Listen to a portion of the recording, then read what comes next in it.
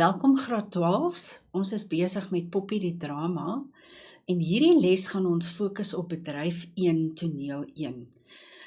Ek behandel elke toneel net om vir julle die inhoud duidelik te maak, want met vrae wat gaan wees, kontekstueel, hulle gaan vir jou 'n gedeelte gee, moet jy kan weet wat kom vooraf en wat kom daarna.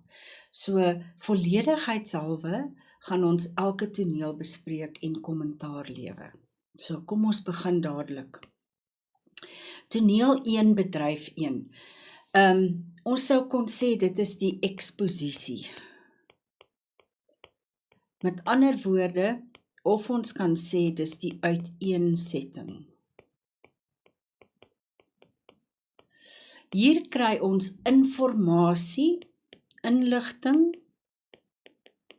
oor die karakters, waar hulle vandaan kom, hoe hulle was en baie interessante inligting oor die spesifieke karakters. So die eerste punt, Poppy haarself is die spreker, die verteller, en sy vertel vir ons van haar familie. Ons leer van ouma Hannie, wat vir Poppy baie geleer het van die Xhosa geloof. Met ander woorde, die religie, die godsdiens. Poppy haar hele lewe was 'n baie godsdienstige vrou.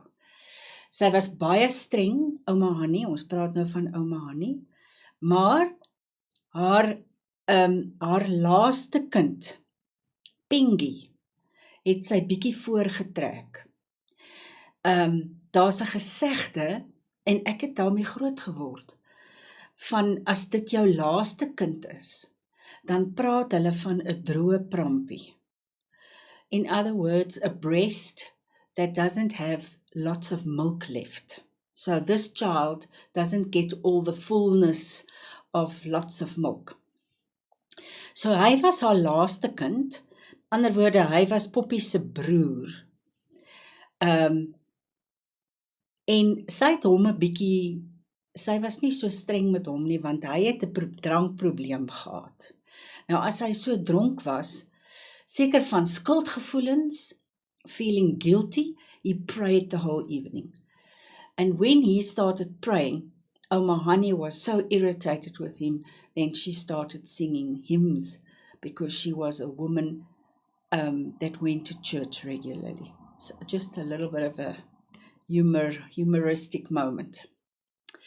Goed, Lena se ma Lena, onthou julle, het op De Aar, now De Aar is a little dorpie in the middle of the Karoo, right slap bang in the middle of the country. Many of the trains would come through there. It's sort of really very central. And she worked there for white people. She worked very hard, so at a stage she came to rest, have a bit of a break at ouma Hannie's house. At that time, remember in a previous lesson when we talked about the characters, we learned that her husband, her first husband, was not a very good husband, and he joined the forces for the World War II. They got the information that he died, and then she moved in with her mom in Lambert's Bay, and she got a job in the fish factory. Marlena trou weer. So now Poppy and her brother and the other kids have a stepfather, a stiefpa.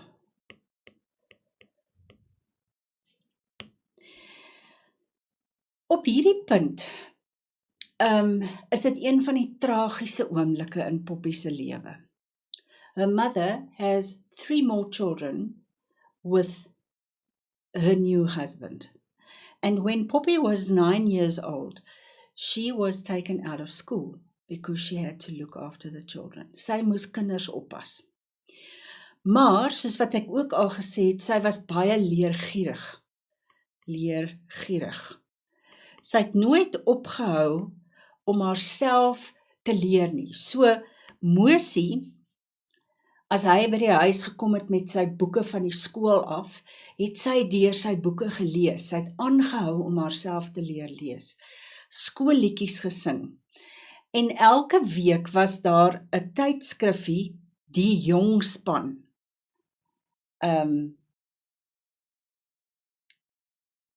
And in that little magazine, there were stories of Bokkels, Jakkals en Wolf, Tarzan. Sy het prentjies geteken, you know, those where you have to verbind die kolletjies. And then she really tried to keep herself abreast of information that she got through Mosie's books from school. Op daai stadium kom ouma Hannie van Uppington af en sy trek by hulle in. Sy bly by hulle. Plank, 15 jaar oud, begin werk.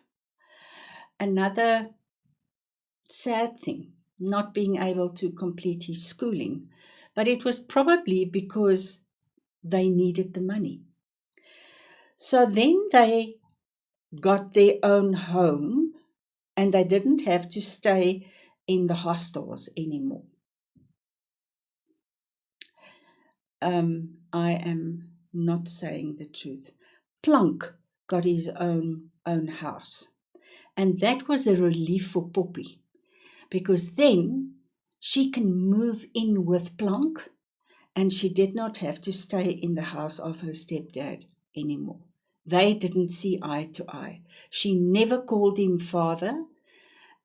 She called him Boetie.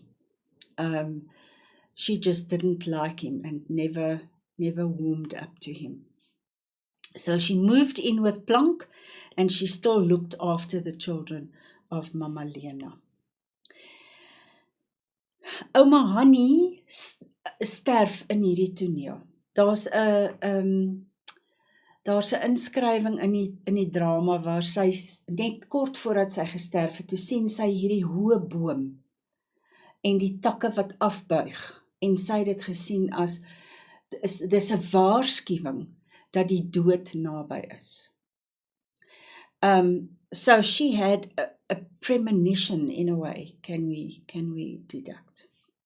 Nadat sy dood is, het al die kinders, Poppy en haar 2 broers, by Plank ingetrek.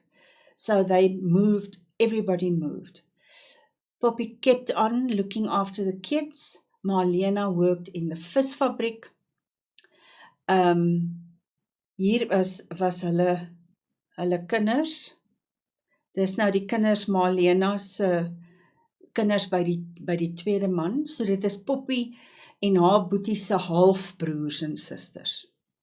Nou Erik was die jongste enetjie. En Poppy was die liefste vir hom. Sy het vir hom 'n bynaam gegee, 'n nickname. En sy het hom Jakkalsie genoem. Little Jackal. And in short, it changed into Jakkie. Now this is significant for later on in the story, so you must remember who Jakkie is. Goed, nou kom ons kyk net gou-gou bietjie, ons lewer 'n bietjie kommentaar op hierdie eerste toneel, ekskuus tog. Die atmosfeer wat ons sien, is een van, dis vrolik, daar's 'n pennyfluitjie wat speel aan die begin, die kinders sing en Kosie Sikelele. So onmiddellik is ons in 'n Afrika atmosfeer. Ons weet presies waar hierdie drama gaan afspeel. Die vroue op die verhoog het blikke en trommels op hulle koppe. So alles deel van hierdie Afrika atmosfeer wat hulle probeer skep op die verhoog. As die kinders die skoollied sing, dan trek hulle vreeslik, hulle sing so stadig. Ouma Hannie, ons weet Ouma Hannie was baie lief vir sing, en wanneer sy sterf, sing daar iemand, byklanke, Guide me, O thy great Jehovah. So, musiek is 'n groot deel van hierdie en daar's baie liedere wat gesing word as deel van die drama en dit skep alles atmosfeer. Of ons kan ook praat van stemming. Goed, die laaste ding wat ek wil sê, is ons kry ook 2 voorbeelde van simboliek hier. Die eerste een is die metafoor waar sy praat van die droë prampie. Daar's geen melk vir die kind nie. Dit vervul dus nie die funksie waarvoor dit geskep is nie. So, the breast is not fulfilling the purpose that it was actually created for. And by implication, dit impliseer dus dat oom Pengie 'n bietjie afwyk van die normale. Hy is dan nie, sy loop in die lewe is nie soos wat dit veronderstel is om te wees nie. Die tweede voorbeeld wat ons kry is een van personification. You know what that is? It's when an innate object gets personal traits. So die boom buig af en sê vir haar dat sy gaan doodgaan. So a tree cannot really talk, and that's how we know that it's an example of personification. Goed, dit is in kort die eerste toneel. As ek julle weer sien, dan bespreek ons die tweede toneel.